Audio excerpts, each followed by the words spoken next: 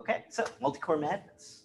So we're going to talk about the implications of multicore with respect to all our stuff. And I should say a quick program note, and I'll zip forward to it because we already all know the rules. Next week is the week that I'll be out. I had that incorrect in last week's slides. Next week I'll be out. I'm giving a talk. Actually, I'm giving the what the heck is supercomputing talk at a non-PhD Granite University a few hours from here, so that'll be fun. And then we'll be back on the 17th. Okay, so all the usual thank yous and all that kind of stuff. Good. So outline, some progress, some basics on multicore and many-core, and then some software strategies. And then I'm going to walk through an actual example. So that'll be fun. So progress.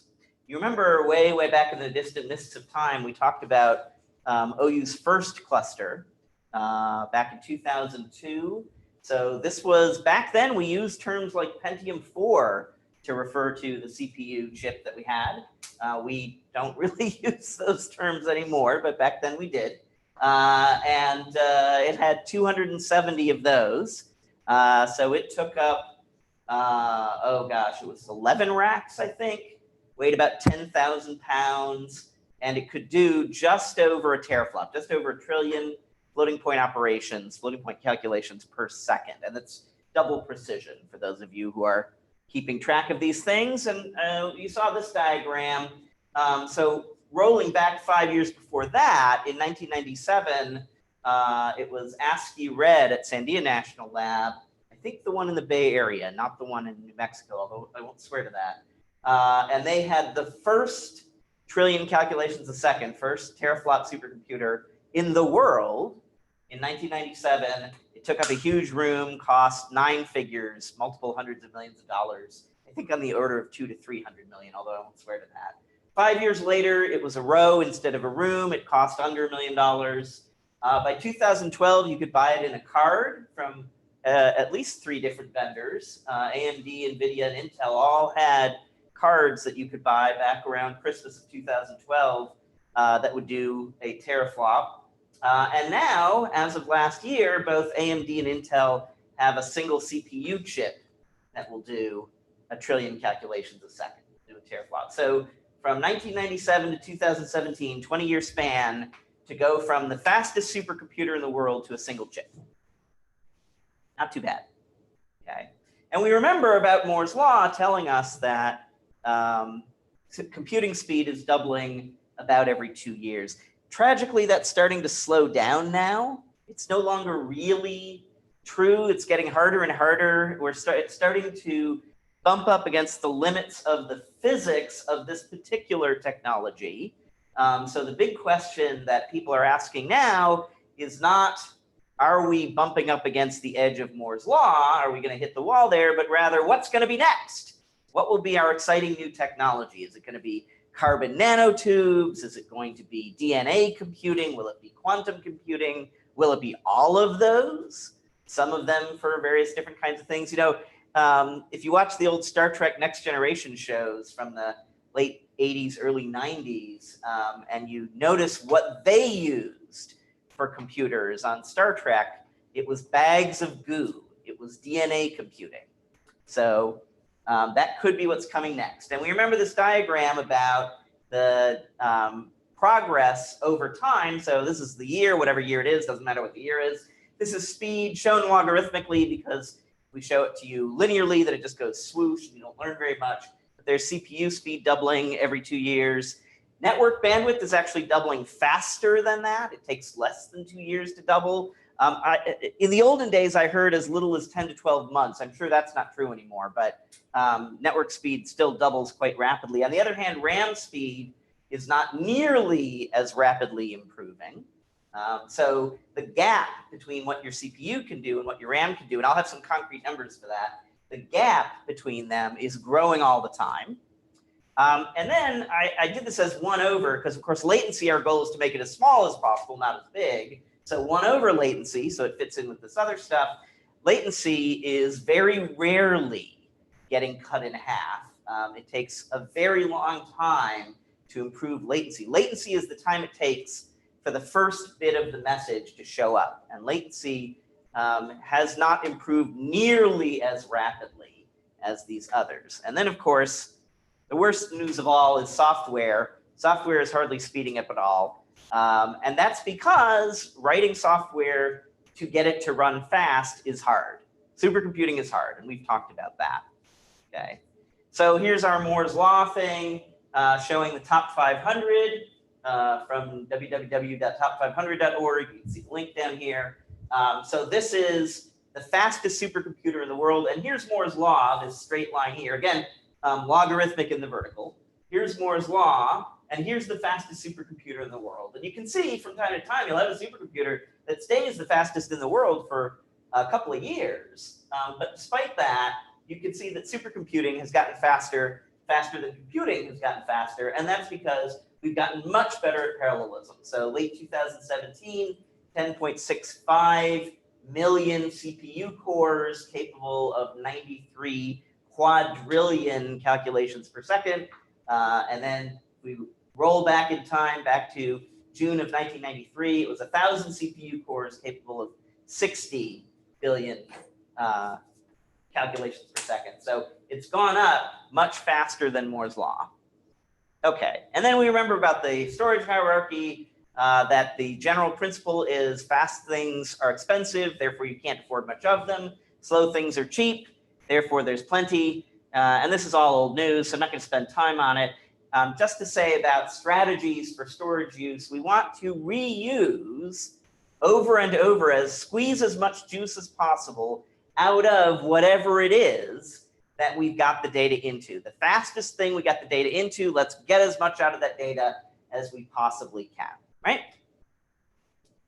Okay, now let's put some real numbers on this. So I know more details about the Skylake chip probably than I would normally, because I've kind of been tracking this in preparation for us buying our next cluster supercomputer, which we hope will be next year. So let's take a look at a particular model that I picked at random, and by at random I mean very carefully. So this is the 6138 Skylake chip, 20 cores, it's a 2 gigahertz chip, but there's a hidden secret. There are actually 2 hidden secret speeds that our chips have now. In the olden days, whatever they told you was the chip speed, by golly, that was the chip speed. And those days are over. Now, when they tell you the chip speed, there are 2 hidden chip speeds under the chip speed that they tell you. And you have to know where to go look them up because they're not necessarily easy to find. However, Intel did publish some nice documents that have these numbers in them. So it turns out that there's a super special speed known as the AVX 512 speed. Don't panic about what that means right now. That is significantly slower than the main speed of the chip, the one that they advertise. And then I've got the RAM information there. So in theory, that CPU, if you could keep the registers fed with data, could do, that single CPU could do 832 billion calculations per second. So if you've got a server with 2 chips, which is very typical, then the peak speed is going to be 1664, or 1.66 trillion calculations per second in a single in a pair of chips. There is a very high-end chip that will do over a teraflop, over 1 trillion calculations a second in a single chip. Here for dual chips, you're going to get 1 2/3 trillion calculations per second. Now, that's double precision floating point. So each double precision floating point calculation, that's 2 operands, right? Let's say the addend and the augend. You're going to add a couple numbers together. And then, of course, the sum, the result, right? So the 2 operands, so this is double precision. So the 2 operands, each one of them is 8 bytes. The result is 8 bytes. 8 times 3 is 24. So that's 24 bytes per calculation, 1 2/3 trillion calculations per second. You can multiply that up. And what you come up with is to keep the CPU fed, you would need to do about 40 terabytes per second of data movement between the CPU and the RAM. Okay? 40 terabytes per second. Well, the problem finds that the RAM is nowhere near that. The RAM is doing enough, let's see, about 190 gigabytes per second. So let's round up and call it 200. That 200 gigabytes per second is what the RAM can actually deliver versus the need for 40,000. So we do that in our head. We find out that the RAM is running at about 0.5% as fast as is needed to get the work done. 0.5%. So in fact, if you have a memory-bound code and you're getting 10 or 20% of the theoretical peak speed of the chip, that's already a miracle. Because there's really what you, I don't want to say deserve, because that's a moral judgment, what you're entitled to, not taking into account how cleverly you can write the code for cache reuse and so on. What you're entitled to is 0.5% of what the chip is capable of doing. So if we think about that here, that would be about 8 billion calculations per second versus 1.6 trillion. Right? So that's terrible. Okay. So at the theoretical peak speed, any code that's going to do less than about 200 calculations per byte move between the RAM and the CPU, or between the RAM and the cache, anything that's going to do less than 200 calculations per byte is not going to get any speed up that we would associate with the capabilities of the CPU. You're going to be stuck with doing the speed of the RAM, which is 0.5% of the speed of the CPU. Now, by the way, I didn't even make this as bad as it could be, because if we spend a few extra $1,000s on the CPUs, then we can get the really high-end CPUs, which are capable of even more, right? So this is a mess. This is a complete mess. Now, remember last week we did stuff like n-body, and we did stuff like transport. And we saw that the n-body codes will do n-squared calculations for n data. So if you've got lots of data, then you've got oceans of calculations, in which case you're not going to be, assuming you can do clever things with cache reuse, you're not going to be worried about this memory, what we sometimes call the memory wall, the thing you have to climb to get any performance. We're not going to be so worried about the memory wall. Okay. But if you're doing a transport calculation where you're doing something on the order of 10,000 calculations per mesh zone per time step, and a mesh zone, as we'll see in a minute, is 600 bytes. The only thing you get value out of in terms of the speed is going to be the RAM. Now, we'll talk about how that's somewhat of a lie. But so here's that example that we saw way, way back in week 2 about tiling for dense matrix multiplication, right? And lots of calculations are actually built on top of dense matrix multiplication. First of all, solving dense linear systems of equations is essentially doing lots of this calculation and is getting the value out of this. Whatever value you can get for performance out of this, you can get out of that. Okay. So, you know, and we walked through and we talked about, okay, well, here's sort of the naive way to do it, where you just do it the direct brute force way, and it takes a long time to do the calculation, blah, blah, blah. But then we imposed tiling on that, and we said, well, let's break this matrix up into pieces, or our matrices up into pieces, so that we can squeeze those pieces into cache.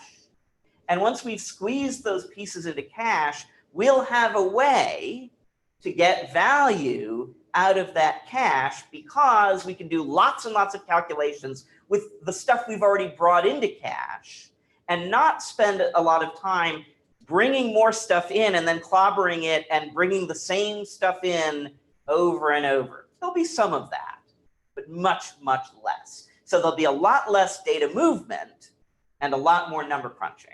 And that'll get us much better performance. Okay. All right, so we talked about how we would do this tiling business.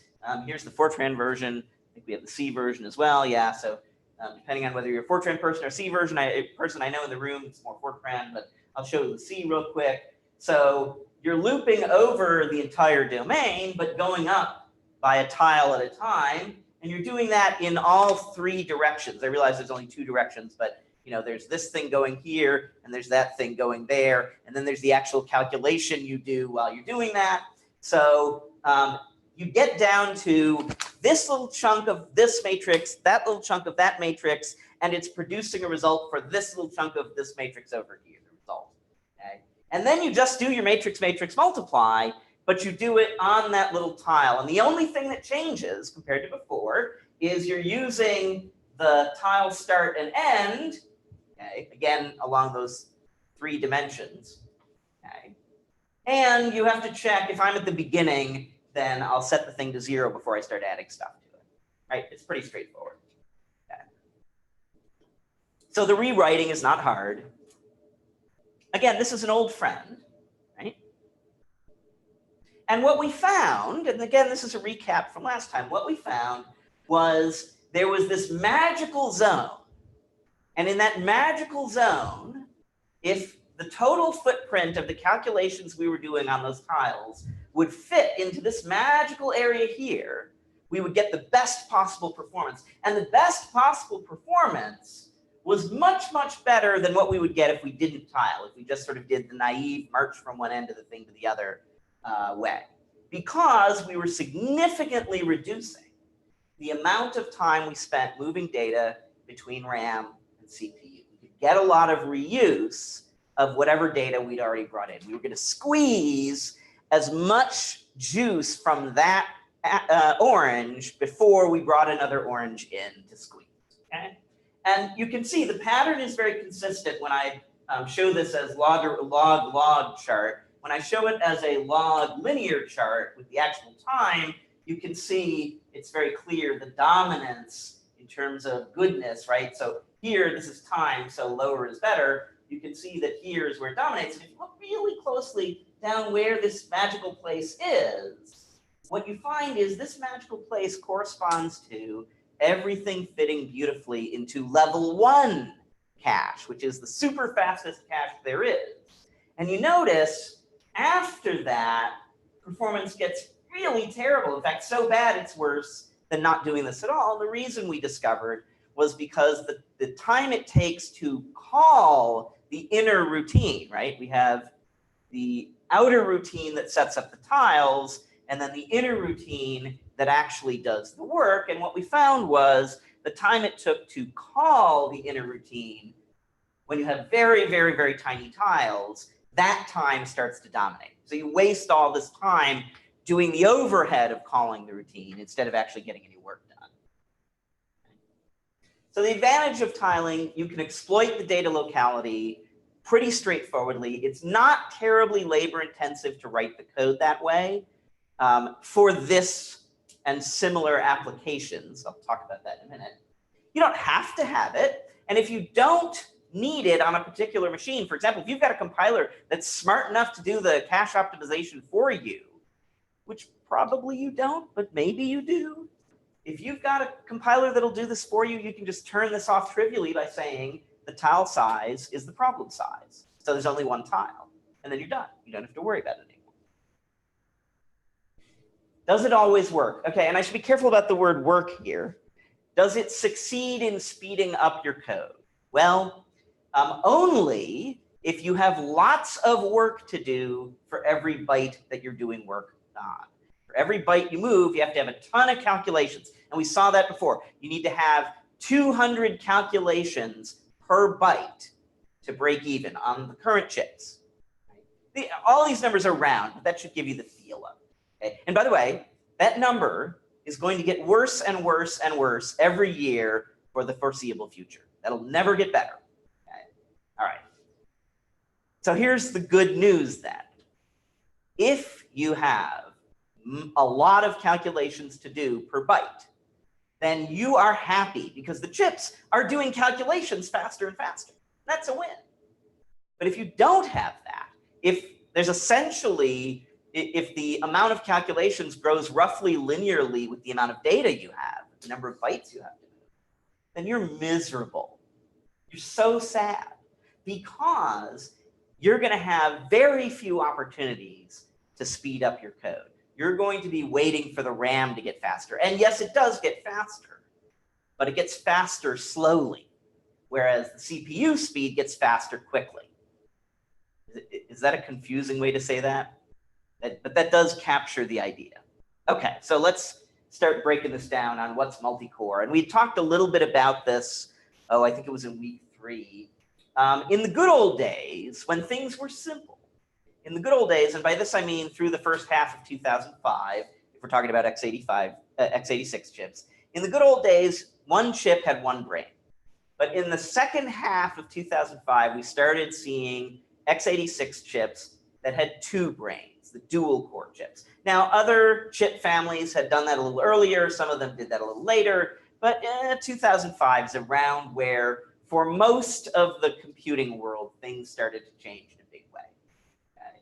In 2006, you had quad core. 2008, you had hex core. 2010, you were at oct core. By middle of 2010, we stopped using words like hex and oct, and we just started saying the number of cores, right? 12, 16. Now you can buy, as of late last year, you can buy as many as 32 cores in a CPU on the AMD side. On the Intel side, it's 28 is the highest you can get today on a Skylake chip. So a little bit of jargon for that. It's very important that we no longer say words like processor or CPU, because those words are now completely ambiguous. It's no longer possible to tell. Well, sometimes you can tell from context, but often you have no other indication whether to the chip or the core when you say CPU or processor. So we've just given up on that terminology. So instead, we say sockets, which is the place on the motherboard where you stick the chip, right? And cores. I like to use the word chips, but that's an informal term. The terms that people in the trade are using are sockets and cores. Okay? So each core is just like what we used to think of as a CPU, except that it shares its socket with potentially many other cores. Which means that they're all sharing the same bandwidth to RAM. So if there's a lot of data movement, right, the bandwidth is the same regardless of the core count. So if there's a lot of data movement, you can see how difficult this gets. I only went up to 16 here, but of course now it could be 32. And they're all fighting over that same skinny little pipe to the RAM. So that's the real challenge, right? You've got a fixed amount of RAM bandwidth per socket. That's slightly an exaggeration if you compare sort of the lower end chips against the higher end chips. There's a modest difference in memory performance, but it's not like linear on the number of cores or anything like that. It's to first order, it's roughly a constant. So that means as you have more and more cores, they start fighting with each other. They start contending for the bandwidth to RAM. Okay? In the olden days, when we had 1 core and then we'd have 2 cores and 4 cores, that wasn't that big of a problem. That's sort of a lie, by the way. We had, from 2008 to 12, we had a cluster whose chip was the Intel Harpertown. And on that chip, the memory was very, very slow. We were finding for memory-intensive codes where there was a roughly constant number of calculations per byte moved. For those codes, we were finding that running on half the cores in a box versus running on all the cores in a box was a difference of about 7% in total speed, right? So it almost didn't help at all because there was so little bandwidth. And so the contention was huge. And I think those were 4-core chips. Those were quad core, if I remember right.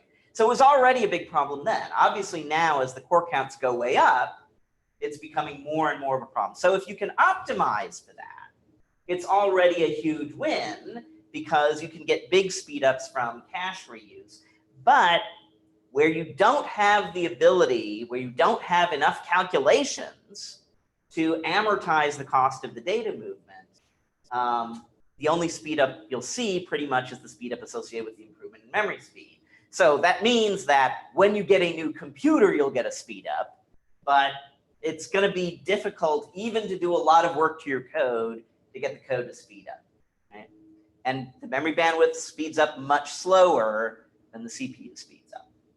Okay. So now there's another challenge associated with multicore. So you've got a box. Let's say your box has 2 chips. That's fairly typical. And let's say those chips each have 16 or 20 cores or whatever it is. Let's say it's 16. Okay. And let's say you're running a distributed parallel code, an MPI code, and you've got point-to-point communication. So every MPI process, which to first order means every core, wants to talk to each of the other cores, or at least some subset of the other cores. Well, the problem is, unless you are made of money, and most of us are not, unless you are made of money, you're going to have one network port. Let's say it's that expensive InfiniBand. You're going to have one network port to do that communication over. So if you've got a pair of 16 core chips, you've got 32 cores in that server, in that box, and all 32 of them are trying to send messages over the single port on the network for that box. That's a lot of contention at the network port level. So we've already worried about contention for memory bandwidth. Now, we're not exactly worried about contention for network bandwidth. We're not even worried about contention for network latency exactly. We're worried about contention for number of messages you can send per second. This is sometimes called injection rate. So you're going to have contention for that. And again, if you've got 2 or 4 or 8 cores in the box, maybe that's not a big deal. But when you've got 32 or 64 cores in the box, that can be a huge problem. Now, a little bit of good news, which is that the MPI implementations today are pretty smart about collective communications. If you do an MPI bcast or an MPI all reduce or something like that, they will be smart about any communication. It'll do as much stuff inside the box as it can, and it'll just send out one message for all of the processes in the box. It'll be smart about that. And also for point-to-point communication, if I need to communicate with you and we are in the same server, we're in the same box together, we're in the same PC, then the MPI implementation will typically be smart enough to send that message through RAM, not try and send it out the network port and then back in. In the olden days, that could be a problem. Nowadays, these implementations of MPI are pretty smart, and they'll go, oh, we're on the same server, so we can just do this in RAM. I won't bother the network port with that. But if we're not on the same server, it's very hard to predict when a point-to-point communication is going to go off to some other place.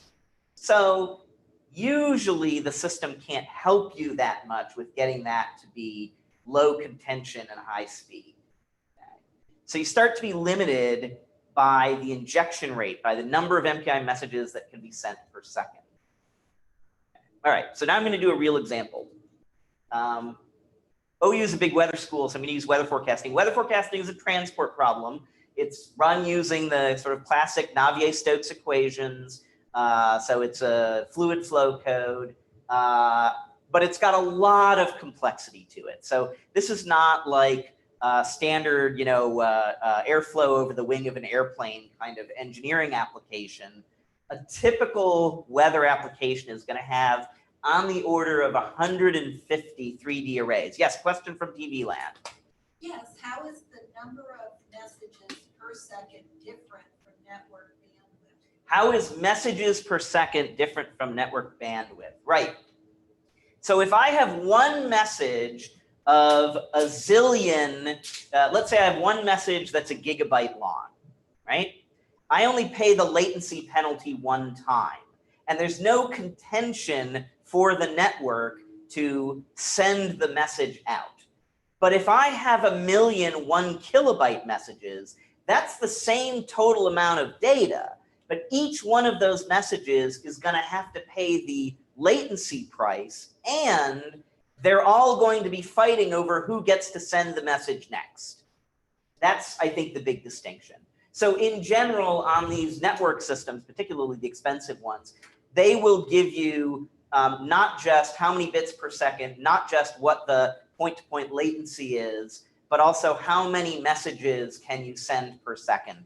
So for example, I think at least on FDR InfiniBand, and I think on EDR. So FDR is 56 gigabits per second, EDR is 100 gigabits per second. I think on both of them, you can do on the order of 60-ish million messages per second, somewhere in that neighborhood. I haven't looked at the numbers for the new one, HDR, which is 200 gigabits per second. I also have not looked at Intel OmniPath, which is not literally InfiniBand as I understand it, although it's somewhat related to it. I'm not an expert on that one. But I think the numbers are pretty comparable in all those cases. Okay, so weather forecasting. So it's a transport problem.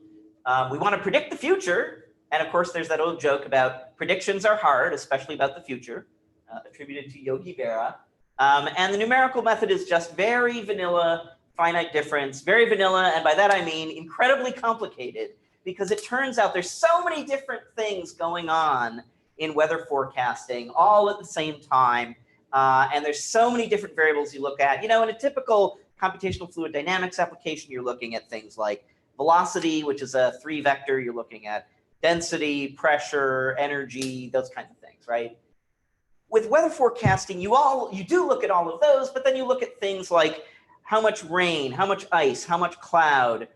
They measure something called Graupel, which is like hail, but less so. I think it's kind of halfway between hail and sleet. They actually measure this. Little tiny, I don't know if they're ice or, anyway, it's all very complicated. There's an enormous amount of the stuff. And, oh, it's a big mess in a good way, right? But it's incredibly complicated stuff. But anyway, so it's standard finite difference using standard Navier-Stokes equations with a zillion extra buzzers and whistles.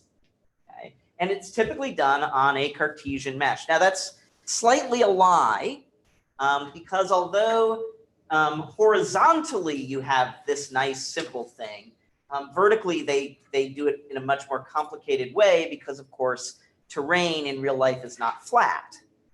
So they have to use kind of a terrain following lowest level, and then typically they get sort of less and less terrain following as you work your way up until at the top it's relatively flat. Where relatively flat is actually, of course, round, because the Earth is not flat, the Earth is round. Okay, so here's kind of a picture of finite difference, right? So at any particular location, the new value at time t plus delta t is the old value at that location.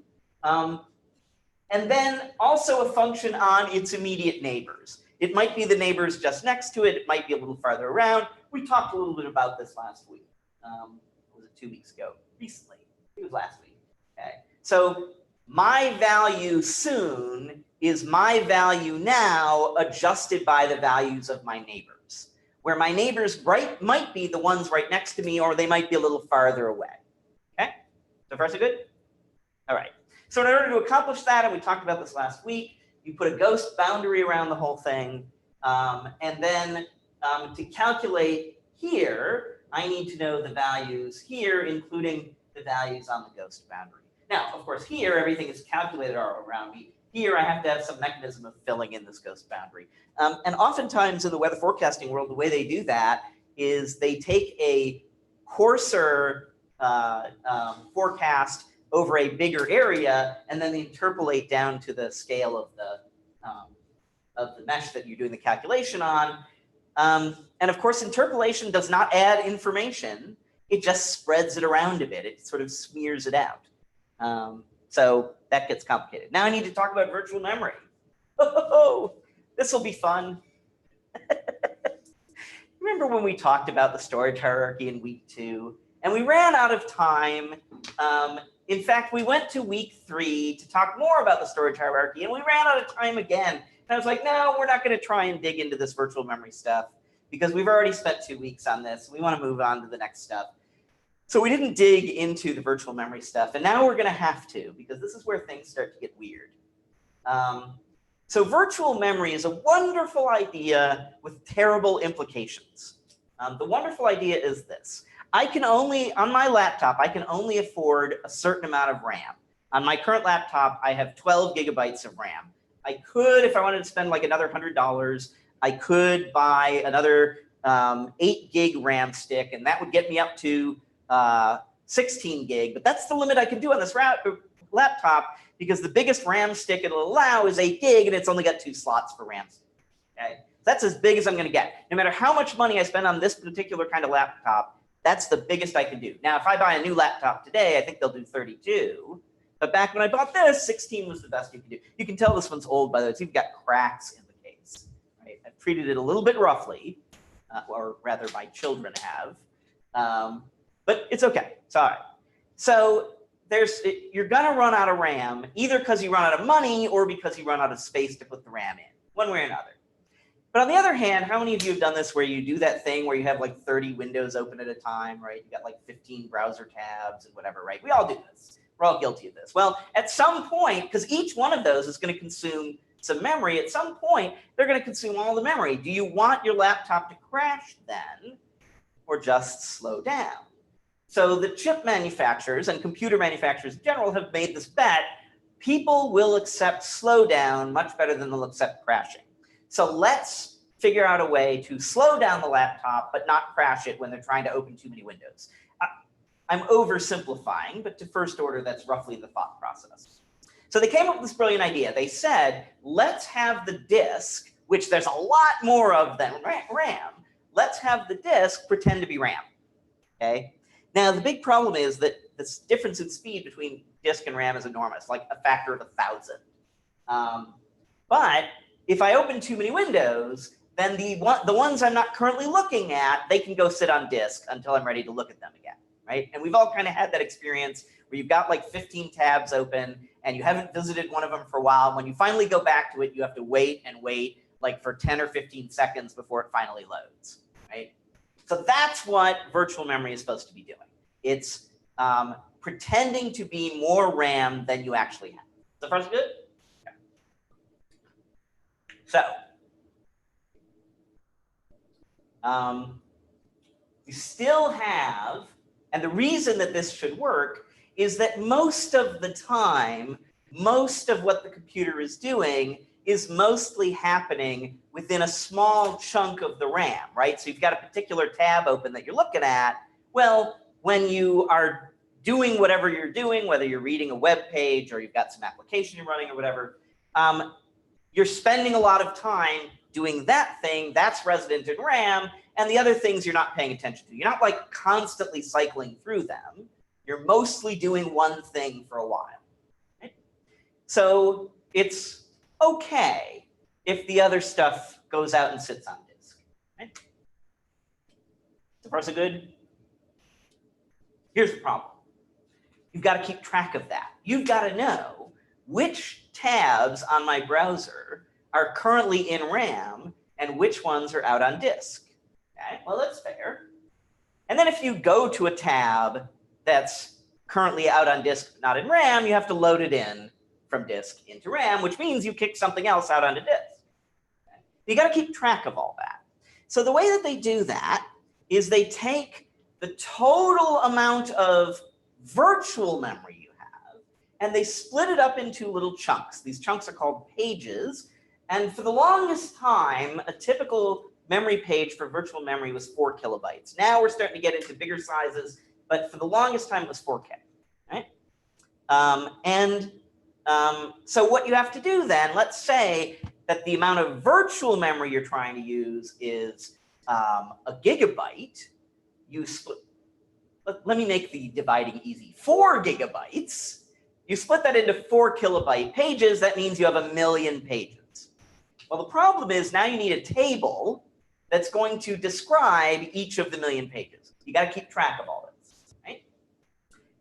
So that table has to know what the virtual address of that page is.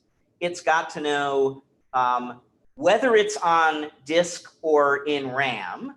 It's got to know if it's on disk, where on disk. If it's on RAM, where in RAM. If it's in RAM, has it been changed? Because if it hasn't been changed, I can clobber it without having to write it out to disk, because the version that's on disk will still be correct. But if it has been changed, we call this the dirty bit. If that page is dirty, if it's been changed since we've been using it, then we have to make sure that we write it out to disk before we bring something else in the same physical RAM. And so on and so on. There's a bunch of things we have to keep track of. Right? So far so good? Okay. So then if you're doing something in a particular area of memory and you're using physical RAM for that and everything's happy, and then you go over to something else, like you open up a tab that you haven't looked at in a while, then you get what's called a page fault. Oh dear, that part of memory is not actually in physical RAM, it's out on disk, I'd better go get it. And then it draws it in. Maybe has to write the other stuff out before it can draw it in and clobber something else, okay? All right. So this is very similar, in some sense almost identical except for terminology, to what we've been learning about cache, right? So virtual memory, they're called pages. Cache, they're called lines, but the principle is the same. Okay? And cache is faster than RAM. So it's, and by the way, it's CPU cache, is the long name, is faster than RAM. So the CPU cache, not surprisingly, acts as a cache for RAM. RAM is faster than disk. So the RAM acts as a cache for the disk in the context of virtual memory. So now I've just inverted our mental picture of it, right? Because we've been saying disk is pretending to be extra RAM, but the other way to look at it is disk is the real RAM and RAM is the cache for the disk that's acting as RAM. Is that complicated enough? I can always make these things worse.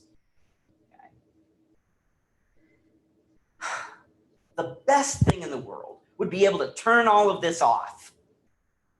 But the CPUs won't let us because this is super duper popular all over in every chip family, at least that I'm aware of, right?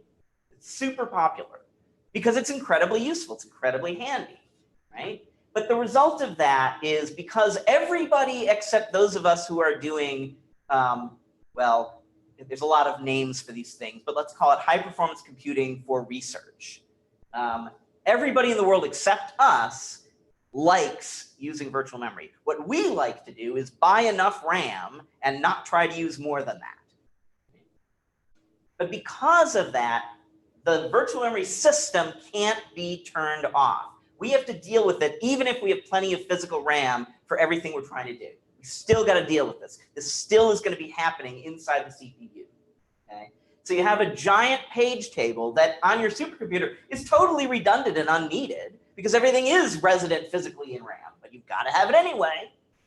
Now that giant page table, remember we said if we had 4 gig of RAM split up into 4 kilobyte pages, that was 1 million pages. So our page table has 1 million entries in it, right? But we're not going to fit that page table in cache.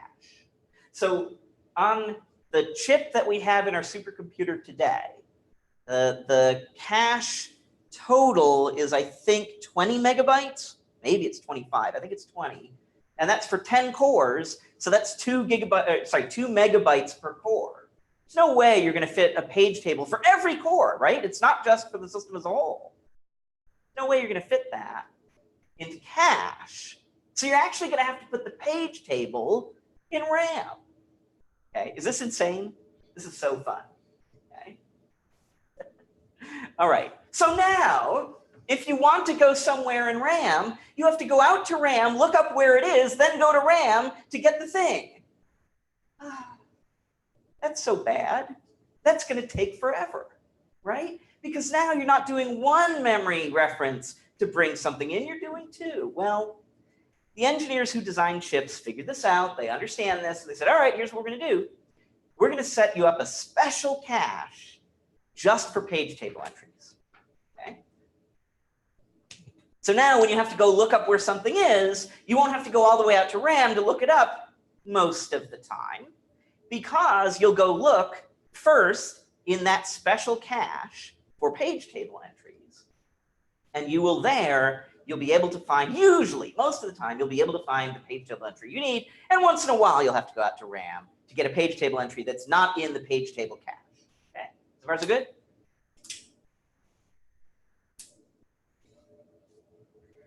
So they call this special cache, and please never ask me why.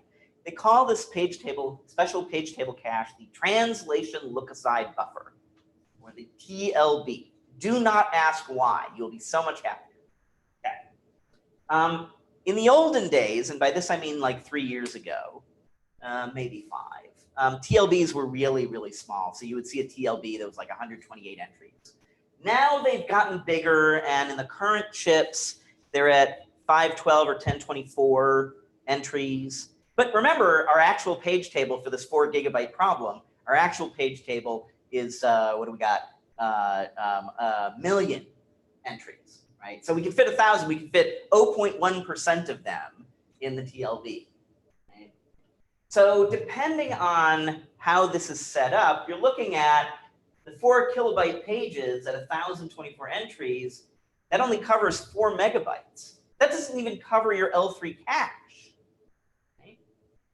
So then now, lately, you're starting to see TLBs where they have the ability to do larger pages, a few megabytes to a few gigabytes per page. Now, if you've got a few gigabytes per page, you're golden, right? I think I have numbers here. Yes, okay. So on the chip we have in our current cluster supercomputer. So this is one major generation or 2 minor generations before Skylake. What they got was the TLB. There's actually a 2-level TLB. Like there's level 1, level 2, and level 3 cache. There's now a 2-level translation look-aside buffer, a page table entry cache. And so we've got on the larger one, which is also the slower one, 1,000 entries at 4 kilobyte or 2 megabyte pages. So if you can do the 2 megabyte pages, then you could cover up to 2 gigabytes total with just what's in the level 2 TLB. Okay. Remember, if the thing you need is not in the TLB, that's going to add a whole lot of complexity. So you've got on the one hand a certain amount of actual cache, and on the other hand, how much of RAM is even covered by your page table. Oh, okay. All right. So what are the implications of that? Well, let's go back and look at that picture of mesh. Now, this is the horizontal footprint. So think of this, you rotate it, now it's sitting on the surface of the Earth, and then you grow up from there. And typically growing up from there in the weather forecasting world is 100 levels. So you're using 1/4 kilometer resolution, and you go up to 25 kilometers up into the sky. That takes 100 mesh zones. Okay? So think of this as the table that all of that's sitting on, and then you grow up in Z on top of that. Okay, so is that complicated enough? How are we doing on time, Debbie? We are quarter after. Okay, so we got 15 minutes. Okay, good. I think I'm going to be able to make it, or close enough to. So, set 100 vertical levels. And we talked about fitting stuff in TLB and so on, and you also have to fit stuff in cache to be able to get good use out of it, right? Because once you have to go to RAM, your performance is terrible, let alone disk, which we hope to never do. But you've got 100 vertical levels. You've got 150 single precision floating point numbers per mesh zone, right? You've got those 150 3D arrays. You can cover 2 megabytes, right?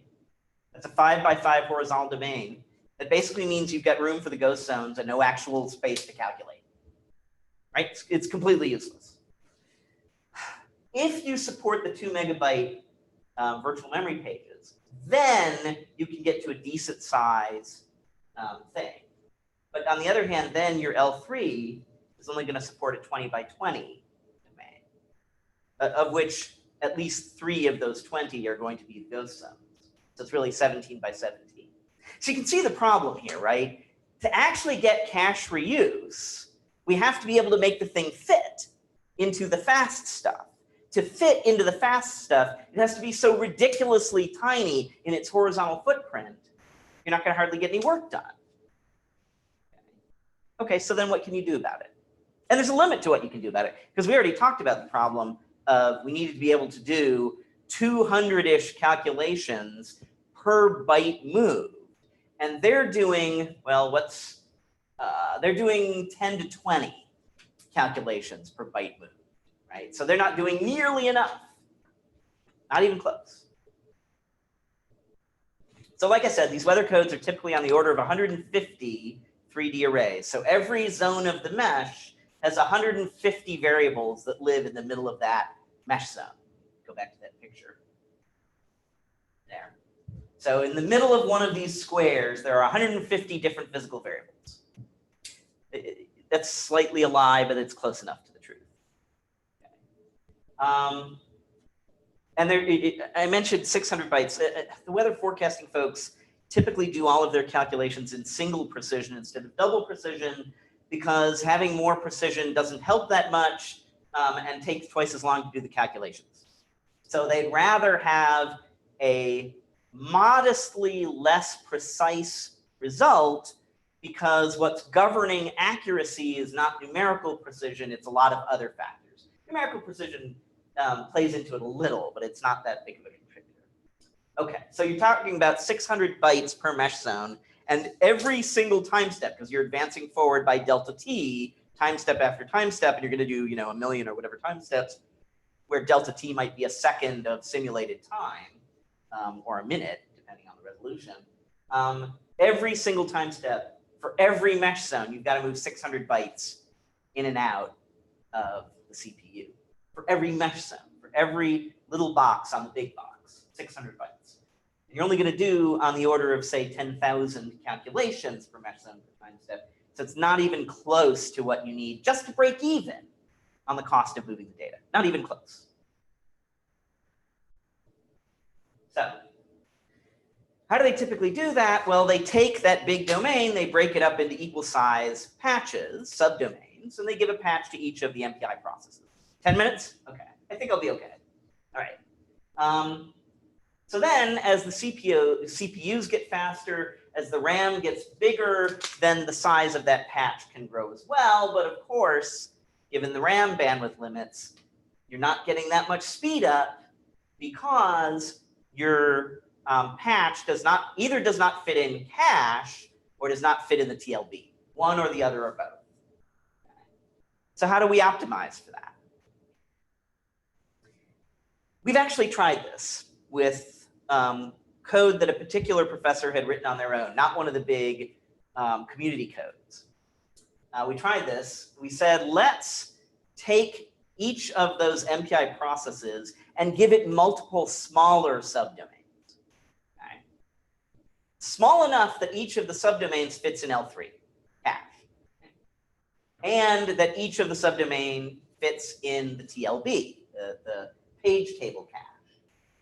So far, so good.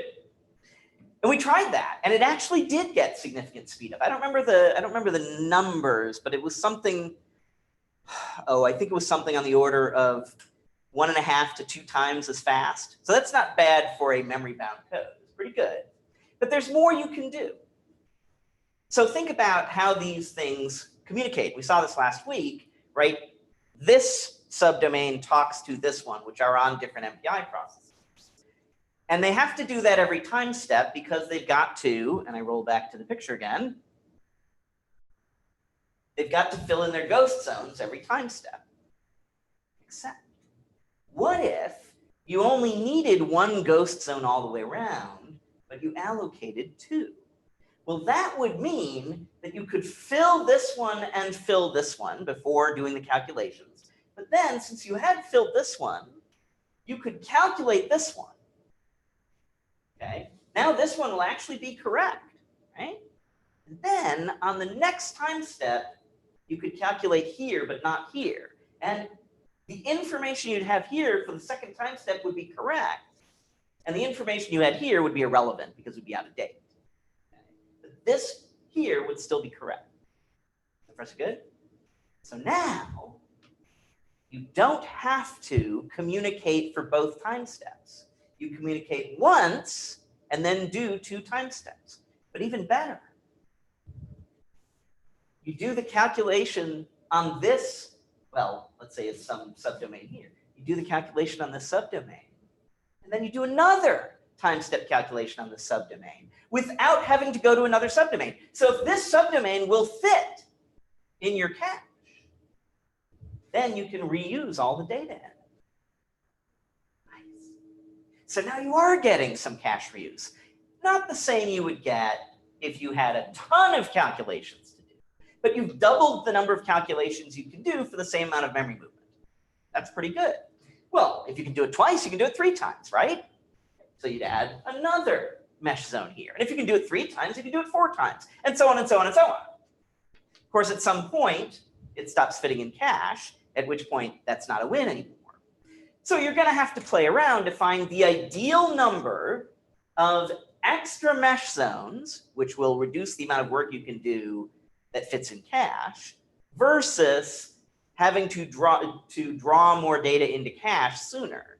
Finding where that balance is, you're basically just going to do a bunch of test runs and see which one's fastest. Okay. Okay, I think that's where, oh no, I was here. Right, there. Okay. So you can expand the stencil, as we call it, the number of ghost zones in each direction. So that reduces the amount of data movement you have to do while not changing the number of calculations. And somewhere in there, I mean, this is one of those beautiful 3D diagrams where there's like the saddle point where it's maximum here and minimum there, you know, that sort of thing. You sort of are dealing with that kind of a situation. There's a couple other things you can do that will help. Higher order numerical scheme. All right, so I already talked about this, right? Okay, blah, blah, blah, blah, blah. The next thing you can do, before I get to the other stuff, is when you do the data movement, instead of doing MPI send receive like we saw last week, you can use what's called immediate or non-blocking data movement sending. So MPI iSend means start the send and then let's do some calculations while the send is happening. And then I'll check to see whether the send finished. When I'm done doing the calculations that I can do during the send, then I will check. That's what MPI iSend does. So I use a thing called MPI wait all that says, I will wait until everything's done. So you can do a bunch of calculations while the data is flying through the network. So that's a win. I already talked about the stencil thing. And I talked to, and it turns out that you get a win both on the calculations and versus data movement and on the communication. Okay. So here's the old version of how we do this. Okay, so we receive the messages, we calculate the time step, and then we send some messages. That's the old way we had been doing it. But if we can expand the stencil, then for each time step, we loop over the subdomains, and then for each subdomain, we do the communication once, and then we loop over how many extra levels we have in our stencil, how many extra ghost zones we have. And we can calculate the time step over and over without doing any additional communication and without having to kick things in and out of cache. So we can do it on the same collection of data multiple times. And then when we're done, we can send the data that we've calculated. So that's a win. A couple of other things we can do. One of them is if we can use a higher order numerical scheme. So in other words, instead of this thing being based on its 2 immediate neighbors, the one to the left and the one to the right, and of course in 3D that's left, right, forward, back, up, down, instead of just that, we can use more neighbors and do more calculations at every mesh zone. And the win there is that we already paid for moving the data anyway. We might as well get the use of it. The loss there is that we need more ghost zones on top of the ghost zones we already talked about adding. Right? So at some point, it's no longer going to be useful to keep doing this. And where that point is, and here's the sad part, where that point is entirely dependent on the hardware, the operating system, the compiler, the application software, the day of the week, and of course the color of your socks, right? It's got all those dependencies, so you can do some benchmarks and get a best guess, but it'll never give you a perfect answer. It's less clear about parallelizing in Z. So for weather forecasting, one of the difficulties is that Z is where gravity is, so that changes all the physics. Whereas in X and Y, gravity does not happen in the X and Y direction. Gravity doesn't travel east, west, or north, south. Gravity travels up, down, on Earth, I mean, right? Out of the galaxy, that doesn't matter. But on Earth that's an issue. So you may or may not be able to find a way to parallelize in the vertical. If you could, this would help a lot because you'd have fewer vertical levels, and so your memory footprint could be reduced. Okay. All right. So the difficulty we're having, oh, we're out of time. Okay, so I'm just going to wrap up and then we'll be done. The difficulty that we're having is on these standard CPUs, there just isn't a lot of high speed storage, which in principle means L3 cache. There isn't enough to really fit a good sized patch. So a lot of these ideas will work great, except for the part where you still may not be able to fit in cache. Okay, so the biggest thing we need is to have bigger caches, and we'll talk about that somewhat later on in the semester. All right, so again, no meeting next week. Next week I'm out of town giving a talk, but I'll be back the following week. So our next meeting is 2 weeks from now, and we look forward to seeing you all then. Are there any questions from TV land? Nope. Okay, thank you all.